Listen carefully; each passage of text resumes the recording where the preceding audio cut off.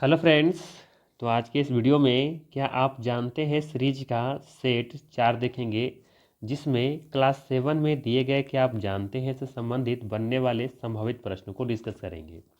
इससे पहले ऑलरेडी हमने क्लास 6 पूरा कवर कर लिया है और क्लास 7 का पार्ट 1 और पार्ट 2 ऑलरेडी हमने करा रखा है। उन सभी वीडियो का लिंक डिस्क्रिप्शन में दिया हुआ है या फिर आप प्लेलिस्ट में जाके देख सकते हैं। अगर इन सभी का free of cost PDF file चाहिए तो हमारा टेलीग्राम चैनल ज्वाइन कर सकते हैं। टेलीग्राम चैनल का लिंक डिस्क्रिप्शन में दिया हुआ है। ठीक, तो चलिए फिर शुरू करते हैं और देखते हैं आज का पहला क्या आप जानते हैं।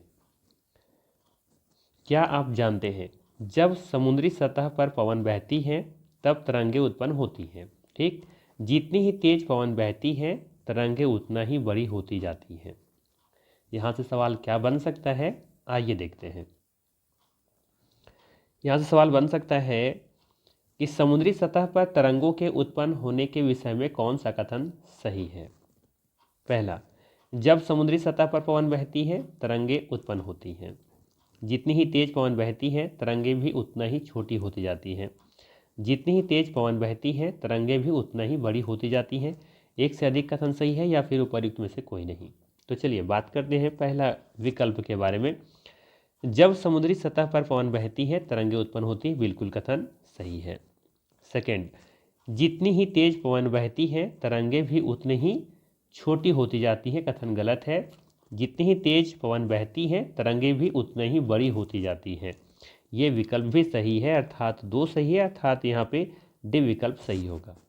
ठीक है, अगर ध्यान से अगर ये पढ़े होंगे सुने होंगे कि जब समुद्री सतह पर पवन बहती है तब तरंगें उत्पन्न होती हैं। जितनी ही तेज पवन बहती हैं तरंगें भी उतनी ही बड़ी होती जाती हैं। ये क्वेश्चन आपसे बन गया होगा।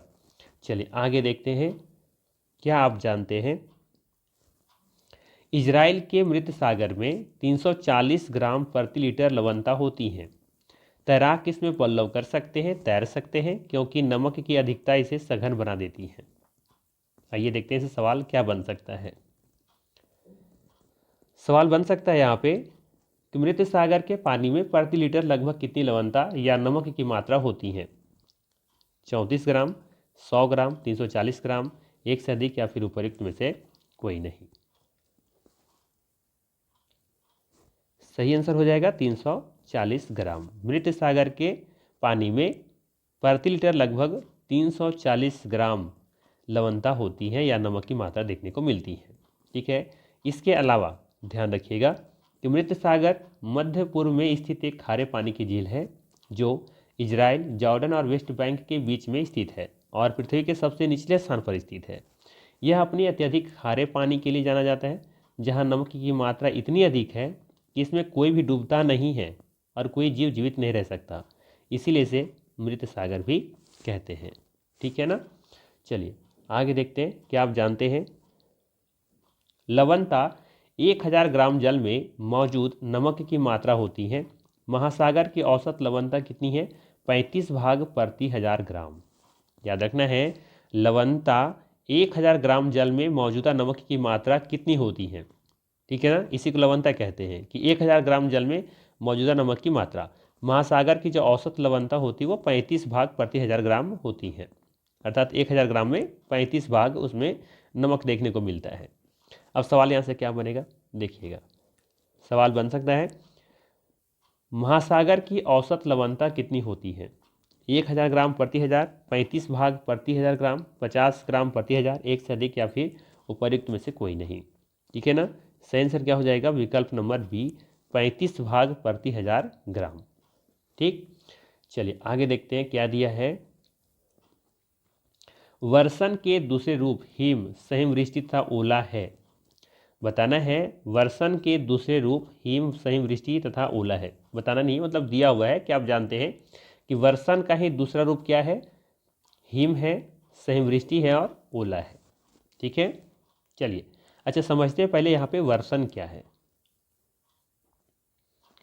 तो ध्यान रखिएगा, वायुमंडल से जब जल का विभिन्न रूप पृथ्वी की सतह पर गिरता है या पहुँचता है उसे ही वर्षण कहते हैं। एक लाइन में सुनिएगा, वायुमंडल से जल का विभिन्न रूपों में पृथ्वी की सतह पर गिरना ही वर्षण कहलाता है। वर्षण के कुछ रूप हैं जैसे कि वर्षा, हिमपात, ओलावृष्टि, शीत वर्षा। ठीक है, ये सभी वर्षण के ही प्रकार है।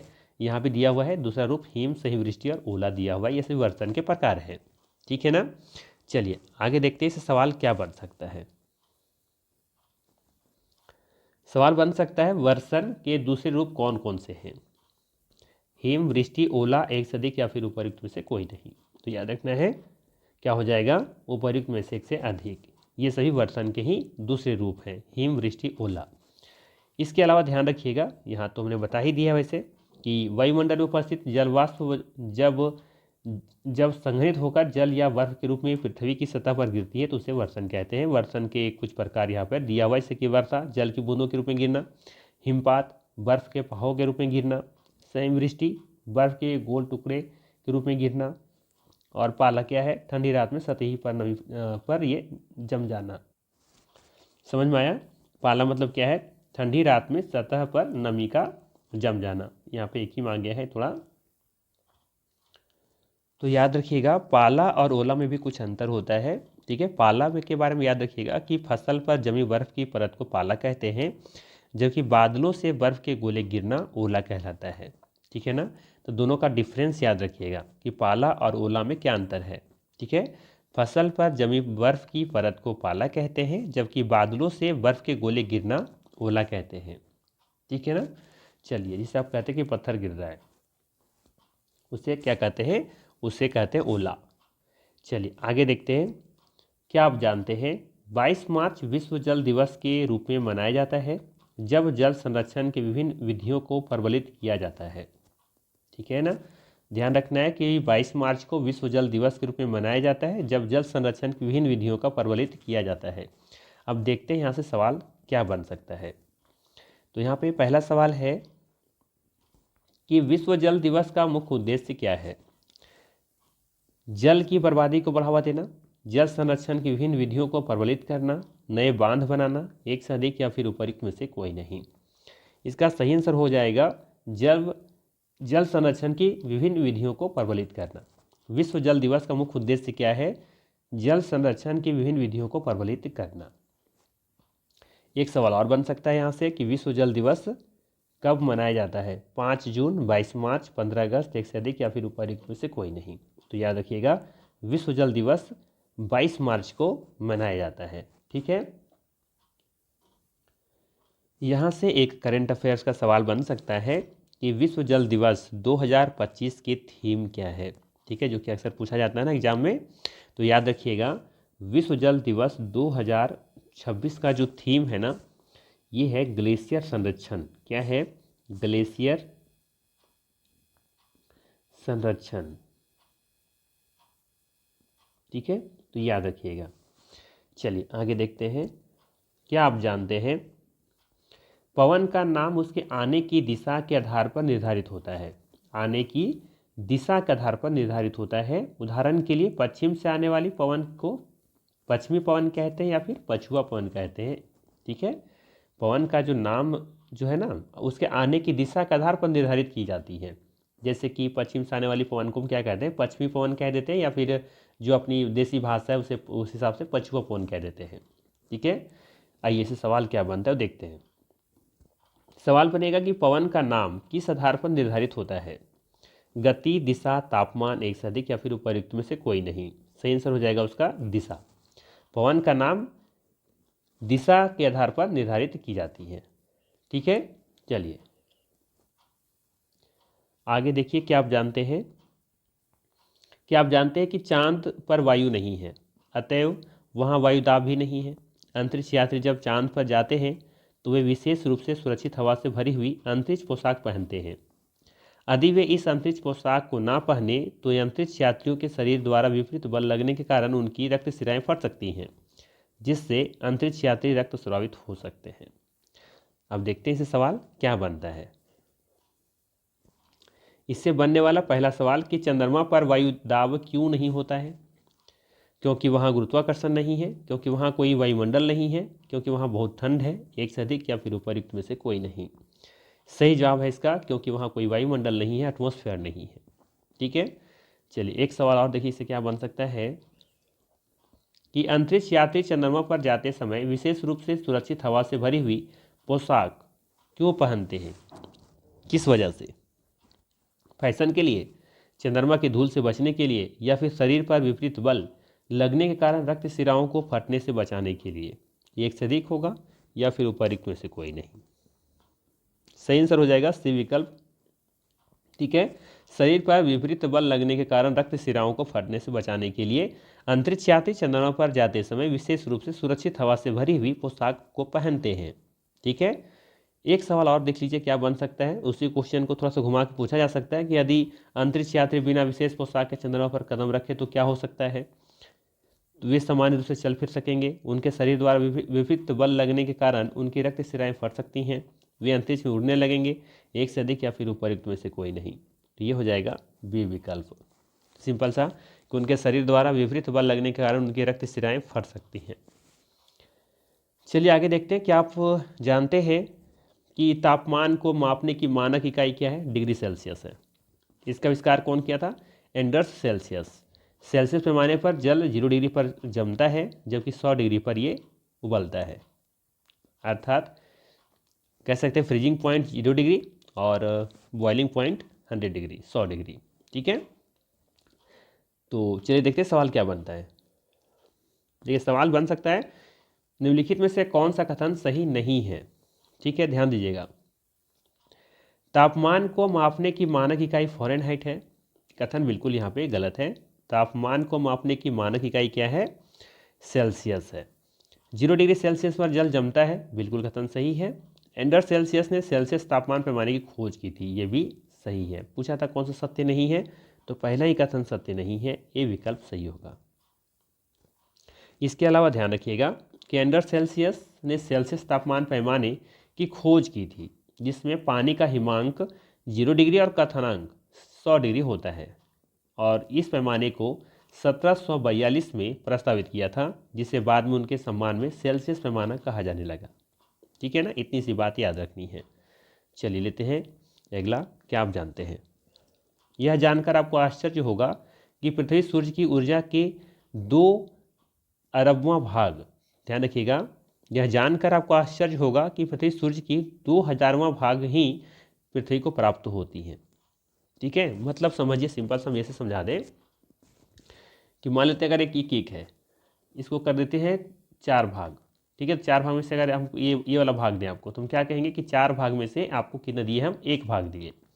ठीक इसी तरीके से सूर्य का जितना भी, सूर्य के पास जितना भी एनर्जी है उसको क्या कीजिए आप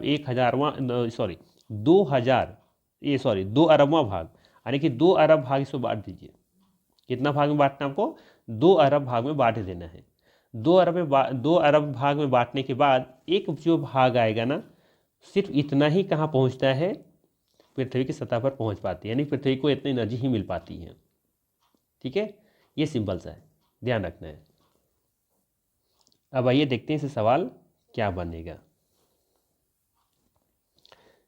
सवाल सिंपल सा है कि पृथ्वी सूर्य की कुल ऊर्जा का कितना भाग प्राप्त करती है? 1 अरबवां भाग, 2 अरबवां भाग, 3 अरबवां भाग, या फिर एक से अधिक, या फिर उपरोक्त में से कोई नहीं। सही आंसर क्या हो जाएगा? बी विकल्प, 2 अरबवां भाग, यानी 2 अरब भाग में से 1 भाग प्राप्त होता है। चलिए आगे देखते हैं। क्या आप जानते हैं कि जब वायु गर्म होती है तो फैलता है और हल्की होकर ऊपर उठती है। ठंडी वायु सघन और भारी होती है, इसीलिए उसमें नीचे रहने की प्रवृत्ति होती है। गर्म वायु के ऊपर उठने पर आसपास के क्षेत्रों में ठंडी वायु रिक्त स्थान को भरने के लिए वहां आ जाती हैं, और इसी प्रकार वायु चक्र ये चलता रहता है। ठीक है ना, सिंपल सा कहानी है कि जब वायु गर्म होती है तो ये फैलती है और हल्की होकर के ये ऊपर उठती हैं, और ठंडी वायु फिर क्या करती है? सघन और भारी होती हैं, इसलिए इसे नीचे रहने की प्रवृत्ति होती है, और गर्म वायु के ऊपर उठने पर ये आसपास के जो क्षेत्र से जो ठंडी वायु होती है वो रिक्त स्थान भरने के लिए वहाँ पर पहुँच जाती है। इस प्रकार ये वायु चक्र चलता रहता है। सिंपल सी कहानी है। सवाल क्या बन सकता है, आइए देखते हैं। सवाल है, वायु चक्र कैसे चलता रहता है? केवल ठंडी हवा के चलने से, गर्म वायु के ऊपर उठने पर ठंडी वायु द्वारा रिक्त स्थान को भरने के कारण, या फिर जब ठंडी हवा रिक्त स्थान को नहीं भरती है। एक से अधिक या फिर उपरोक्त में से कोई नहीं। विकल्प नंबर बी बिल्कुल यहाँ पे सही है। ठीक है, कि गर्म वायु के ऊपर उठने पर ठंडी वायु द्वारा रिक्त स्थान को भरने के कारण वायु चक्र चलता रहता है। चलिए आगे देखते हैं। क्या आप जानते हैं कि कार्बन डाइऑक्साइड वायुमंडल में फैलकर पृथ्वी की विकृत ऊष्मा को पृथ्वी पर रोककर ग्रीन हाउस प्रभाव पैदा करती है, इसीलिए इसे ग्रीन हाउस गैस भी कहते हैं। और इसके अभाव में धरती इतनी ठंडी हो जाती है कि इस पर रहना असंभव होता। किंतु जब कारखानों एवं कार के धुओं से वायुमंडल में इसका स्तर बढ़ता है, तब इस ऊष्मा के द्वारा पृथ्वी का तापमान बढ़ता है। इसे ही भूमंडलीय तापमान कहते हैं या फिर इसे ही ग्लोबल वार्मिंग कहते हैं। तापमान में इस वृद्धि के कारण पृथ्वी के सबसे ठंडे प्रदेश में जमी हुई बर्फ पिघलती है, जिसके परिणाम स्वरूप समुद्र के जलस्तर में वृद्धि होती है, जिससे तटीय क्षेत्र में बाढ़ आ जाती है। दीर्घ अवधि में, ठीक है ध्यान रखिएगा, दीर्घ अवधि में इसके कारण जलवायु में अत्यधिक परिवर्तन हो सकता है, जिसके फलस्वरूप कुछ पौधे एवं वस्तु लुप्त हो सकते हैं। ठीक है, तो ये ध्यान रखिएगा। यहाँ से सवाल क्या बन सकता है, देखिए लंबी सी कहानी थी यहाँ पे, इस लंबी सी कहानी से एक सवाल क्या बनेगा। कार्बन डाइऑक्साइड के बढ़े हुए स्तर के कारण होने वाले भूमंडलीय तापन, जिसे ग्लोबल वार्मिंग कहते हैं, का इनमें से कौन सा एक प्रत्यक्ष परिणाम नहीं है। पृथ्वी के तापमान में वृद्धि होना, ये तो प्रत्यक्ष परिणाम है। सबसे ठंडे प्रदेशों में जमी हुई बर्फ का पिघलना, ये भी प्रत्यक्ष परिणाम है जो देख सकते हैं। समुद्र के जलस्तर में वृद्धि होना, यह भी प्रत्यक्ष परिणाम है। पूछा है कौन सा नहीं है, तो इसका सही आंसर क्या हो जाएगा, विकल्प नंबर ई। ठीक है, चलिए आगे देखते हैं सवाल और क्या बनेगा इससे। भूमंडलीय तापन के दीर्घकालिक परिणाम क्या हो सकते हैं। दीर्घकालिक परिणाम क्या हो सकते हैं। पृथ्वी के सबसे ठंडे प्रदेशों में बर्फ का जमना, जमेगा तो नहीं, ये पिघलेगा। समुद्र के जलस्तर में कमी तो नहीं होगी, वृद्धि देखने को मिलेगा। कुछ पौधे और पशुओं का लुप्त होना, ये बिल्कुल सही है ना। ग्लोबल वार्मिंग के दीर्घकालिक परिणाम क्या हो सकते हैं कि कुछ सब पौधे और पशुओं का ये लुप्त होना हो सकता है कारण। चलिए आगे देखते हैं। विश्व में हजारों छोटे छोटे जलप्रपात हैं और सबसे ऊंचा जलप्रपात दक्षिण अमेरिका के वेनेजुएला का एंजल जलप्रपात है। ठीक है, तो पहला याद रखना है कि एंजल जलप्रपात कहाँ है, तो ये दक्षिण अमेरिका का एक देश है वेनेजुएला, ये अभी हाईलाइट है। ठीक है, यहाँ का जो राष्ट्रपति हैं उनको शायद गिरफ्तार करके अमेरिका ले गई है अपने देश, तो ये अलग तरह का कुछ माहौल चल रहा है। दक्षिण कोरिया ने भी कुछ, उत्तरी कोरिया ने कुछ इसके बारे में कहा है कि ये सब नहीं होना चाहिए। ये किसी का भी पर्सनल जो कोई भी देश होता है उसके अंदर आंतरिक जो मामला होता है उस पर हस्तक्षेप अमेरिका को नहीं करना चाहिए। बहुत सारी बातें चल रही हैं, खैर अपनी जगह पर सब चीज़ें आपको याद ये रखनी है कि एंजल जलप्रपात कहाँ पर है, ये वेनेजुएला में है।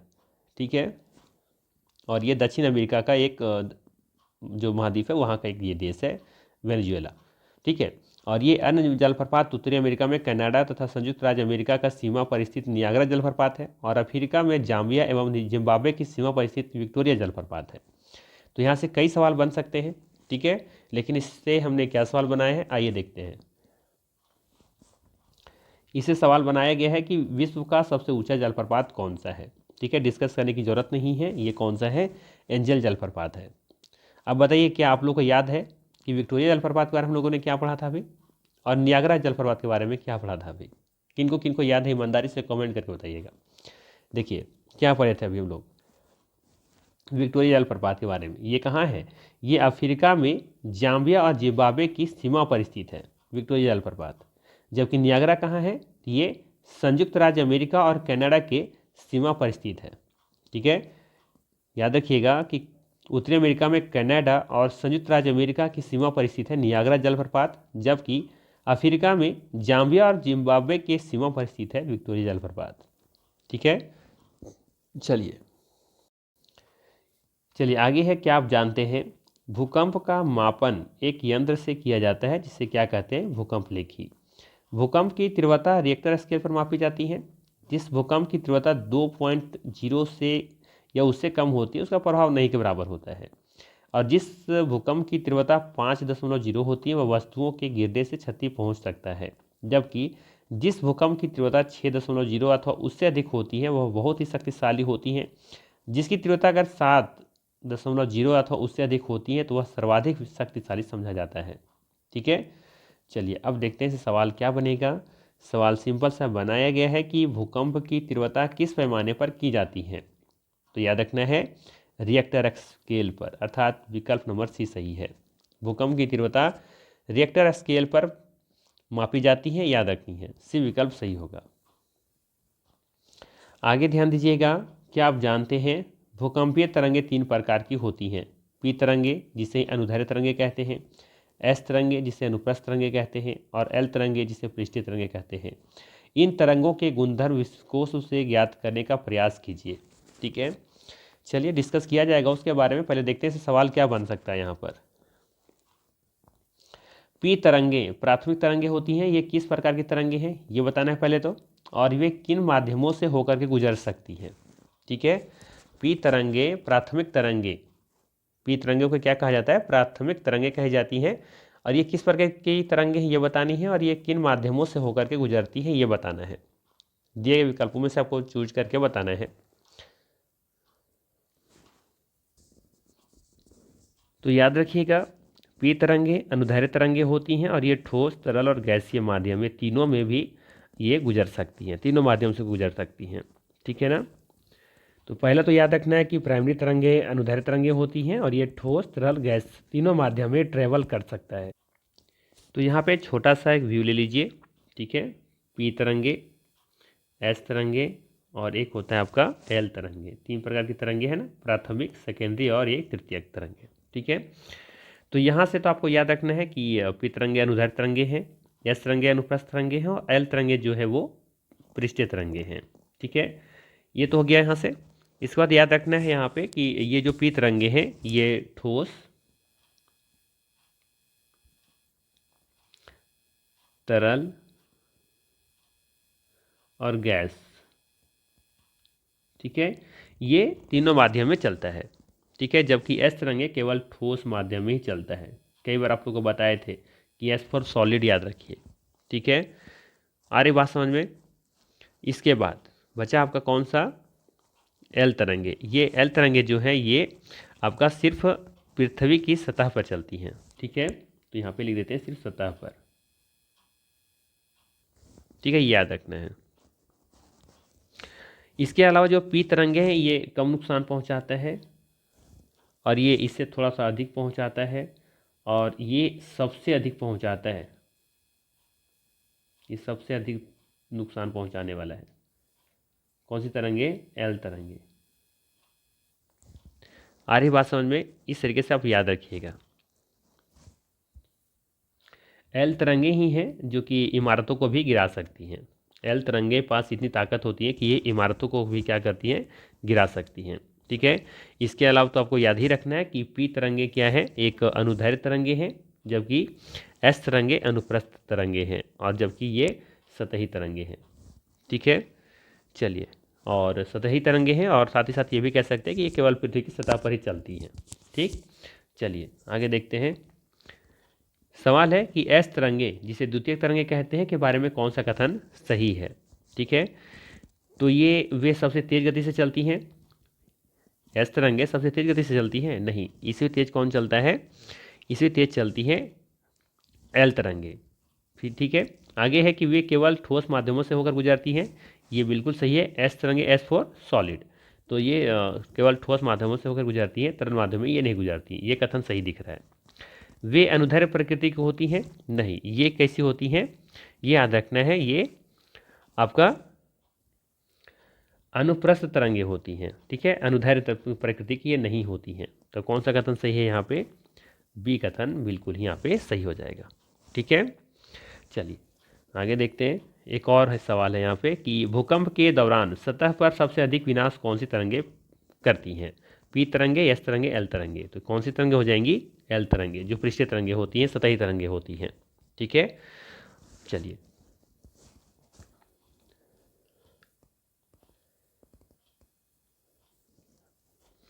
यहाँ पे दिया हुआ है कि एक रंगीन कागज की छोटी सी गोली लीजिए और इसे जल के आधे भरे बीकर में रख दीजिए। बीकर को तिपाई पर रखकर गर्म करें।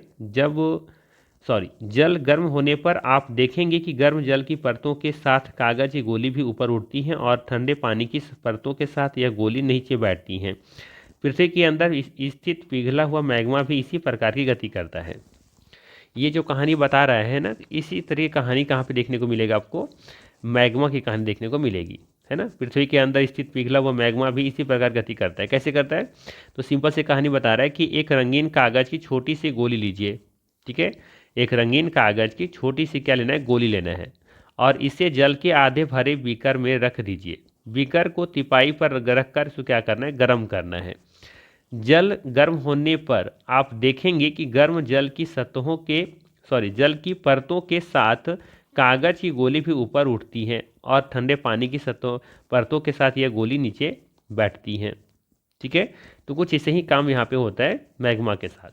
आइए देखते हैं सवाल क्या बनता है। जल को गर्म करने पर गर्म जल की परतें ऊपर उठती हैं और ठंडे पानी की परतें नीचे बैठती हैं। पृथ्वी के अंदर पिघला हुआ मैग्मा भी इसी प्रकार गति करता है। इस प्रक्रिया को क्या कह सकते हैं आप? जल को गर्म करने पर गर्म जल की परतें ऊपर उठ रही हैं और ठंडे पानी की परतें नीचे बैठ जाती हैं, फिर गर्म होगा फिर ऊपर उठेगा, ठीक है। तो पृथ्वी के अंदर पिघला हुआ मैग्मा भी इसी प्रकार गति करती हैं। इस प्रक्रिया को क्या कहते हैं? इस प्रक्रिया को कहते हैं संवहन विधि, ठीक है। बी विकल्प सही होगा। एक यहाँ पे शब्दावली दिया हुआ था कि जीवाश्म के बारे में, कि सैलों की परतों में दबे मृत पौधों एवं जंतुओं के अवशेषों को जीवाश्म कहते हैं, ठीक है। देखिए सवाल क्या बन सकता है यहाँ से, दो सवाल बनाया गया है यहाँ पे कि जीवाश्म आमतौर पर किस प्रकार की चट्टानों में पाए जाते हैं। तो याद रखिएगा, जीवाश्म आमतौर पर अवसादी चट्टानों में ये पाई जाती हैं, ठीक है। एक सवाल और बनाया जा सकता है यहाँ से कि जीवाश्म की सही व्याख्या क्या है।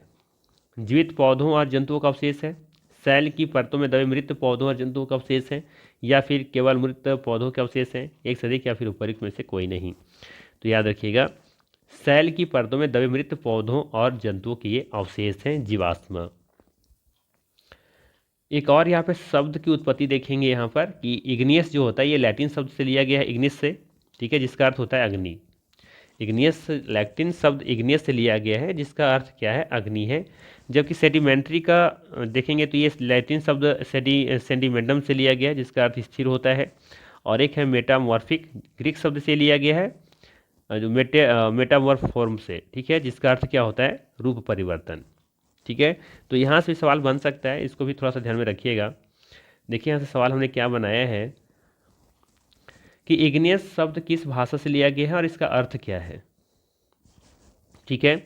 पहला विकल्प में है ग्रीक शब्द मेटामॉर्फोस जिसका अर्थ है रूप परिवर्तन, लैटिन शब्द सेंटिमेंटम जिसका अर्थ है स्थिर, लैटिन शब्द इग्नियस जिसका अर्थ है अग्नि। तो अब ध्यान से सुने होंगे कहानी तो याद होगा कि लैटिन शब्द इग्नियस से लिया गया जिसका अर्थ होता है अग्नि, ठीक है। चलिए आगे देखें। और ये सेंटिमेंटम जो है ये तो सेडिमेंट्री वाला है, ठीक है, बी विकल्प। लैटिन शब्द सेडिमेंटम जिसका अर्थ होता है अस्थिर, ये क्या है, ये सेडिमेंट्री से लिया गया, ये सेडिमेंट्री की बात हो रहा है यहाँ पे। जबकि ये आपका मेटामॉर्फिक किसका बात हो रहा है यहाँ पे, ये वाला, ये विकल्प वाला। चलिए आगे देखते हैं। आगे है कि पृथ्वी के आयतन को केवल 1% हिस्सा ही परपटी है, 84% मेटल है और 15% हिस्सा क्रूड है, और पृथ्वी की त्रिज्या कितना है, 6371 किलोमीटर। ध्यान रखिएगा, पृथ्वी के आयतन का केवल 1% हिस्सा ही क्या है, परपटी है, जबकि 84% मेटल है, यानी सबसे ज़्यादा मेटल ही है, और 15% क्या है, क्रूड है, ठीक है। त्रिज्या तो सभी को याद होगा कि ये 6371 किलोमीटर लगभग है, ठीक। आइए देखते हैं सवाल क्या बनता है। सवाल है पृथ्वी के कुल आयतन का कितना प्रतिशत हिस्सा परपटी है, क्रस्ट है, 84, 15 या फिर 1%। तो याद होगा कि पृथ्वी के कुल आयतन का लगभग 1% हिस्सा क्या है, परपटी है, ठीक है। जबकि 15% क्या है, 15% आपका क्रूड है, जबकि 84% क्या है, मेटल है, ठीक है, ध्यान रखिएगा, है ना। 84% मेटल है, 15% क्रूड है, जबकि 1% हिस्सा क्या है, ये परपटी है। चलिए आगे देखते हैं। ध्यान दीजिएगा कि आप जानते हैं कि विश्व की सबसे गहरी खान दक्षिण अफ्रीका में स्थित है तथा इसकी गहराई लगभग 4 किलोमीटर है। तेल की खोज में इंजीनियर 6 किलोमीटर गहराई तक खोद चुके हैं। पृथ्वी के केंद्र तक पहुंचने के लिए जो बिल्कुल असंभव है, आपको के समुद्र की सतह पर 6000 किलोमीटर गहराई तक खोदना होगा। अगर समुद्र की सतह के बारे में बात करें तो वहाँ पे आपको कितना जाना पड़ेगा, 6000 किलोमीटर की गहराई तक आपको खोदना होगा। ठीक है, क्योंकि समुद्र की सतह पर जाएंगे तो थोड़ा सा हाइट आपको कम दिखेगा।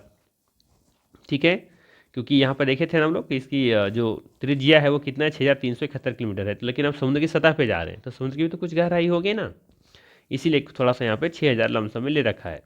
अब देखिए सवाल क्या बनाया गया है यहाँ से।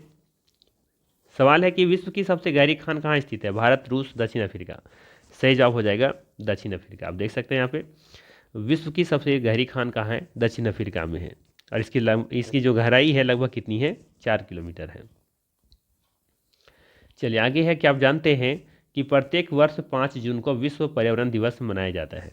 ठीक है, तो सिंपल सा सवाल बन जाएगा यहाँ से कि विश्व पर्यावरण दिवस कब मनाया जाता है, तो ये 5 जून को मनाया जाता है।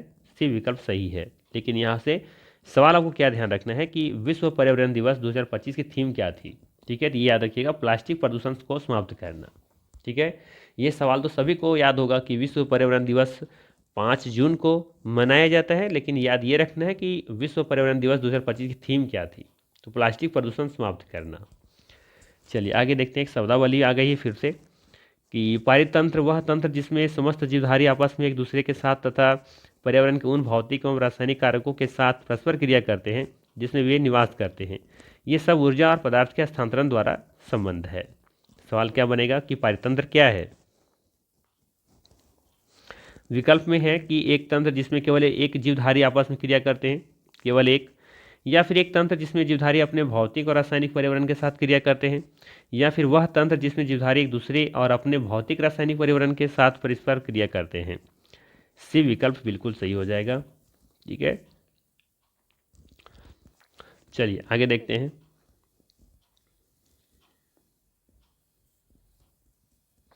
चलिए तो इतना ही था।